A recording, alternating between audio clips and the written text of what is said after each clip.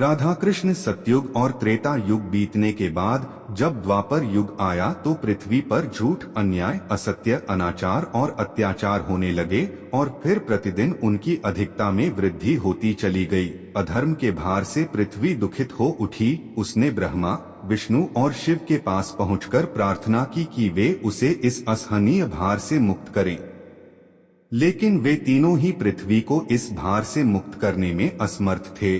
कोई उपाय न देखकर विष्णु ने कहा, चलिए हम लोग भगवान के पास चलें, वही हमें कोई उपाय बता सकेंगे।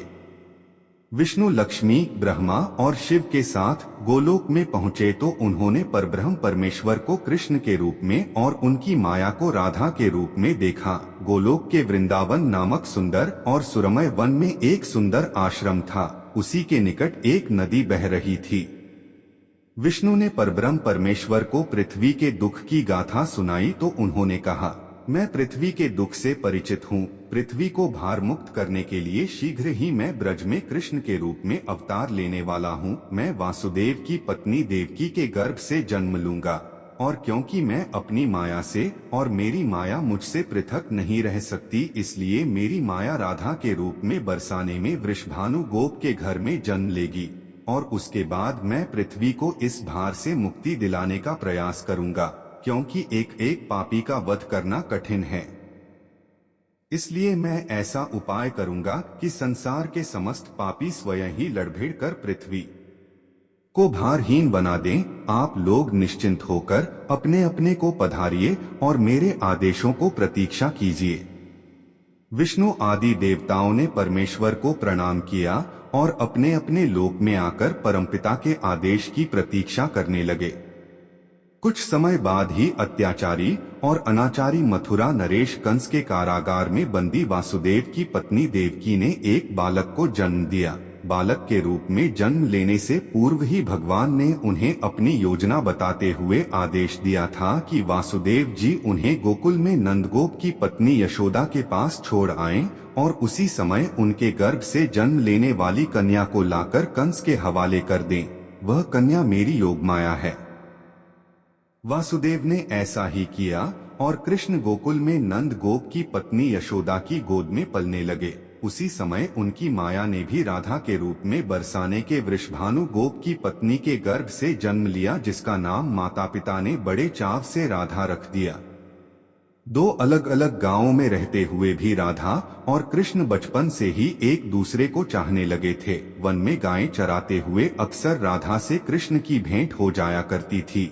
फिर जब वे दोनों बड़े हो गए तो जब भी रात की बेला में कृष्ण अपनी बांसुरी के स्वरों द्वारा अपनी प्रियतमा राधा को पुकारते, राधा अपनी सहेली गोपबालाओं के साथ कृष्ण के पास पहुंच जाती। राधा और कृष्ण का यह प्रेम दो किशोर लड़के लड़की का प्रेम था, जो थोड़े से दिनों में ही पूरे ब्रज में चर्चित हो गया। नंद बाबा और यशोदा ने चाहा कि कृष्ण का विवाह राधा के साथ कर दिया जाए।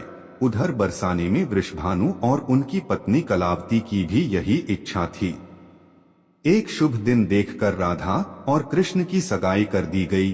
पूरा ब्रज प्रदेश आनंदोल्लास भरे उत्सवों से भर गया, लेकिन उन दोनों का विवाह नहीं हो पाया था कि कंस के आदेश पर अक्रूर कृष्ण को बुलाने के लिए मथुरा से वृंदावन पहुंच गए और अत्याचारी कंस तथा राक्षसी स्वभाव वाले उसके अनुचरों का वध करने के लिए कृष्ण को बलराम के साथ वृंदावन छोड़कर मथुरा जाना पड़ा।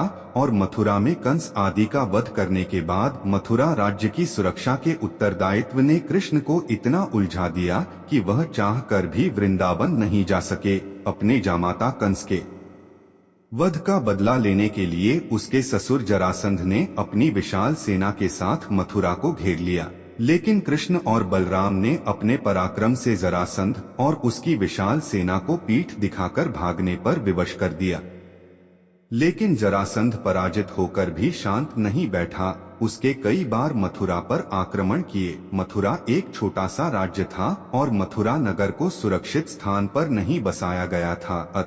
कृष्ण ने मथुरा छोड़कर अन्य कहीं जाने का निश्चय कर लिया और जरासंध की विशाल सेना के बीच से मथुरा वासियों को सुरक्षित निकालकर हजारों योजन दूर भारतवर्ष के पश्चिमी सागर तट पर ले गए और द्वारका नगर की स्थापना करके एक शक्तिशाली यादव राज्य स्थापित कर दिया।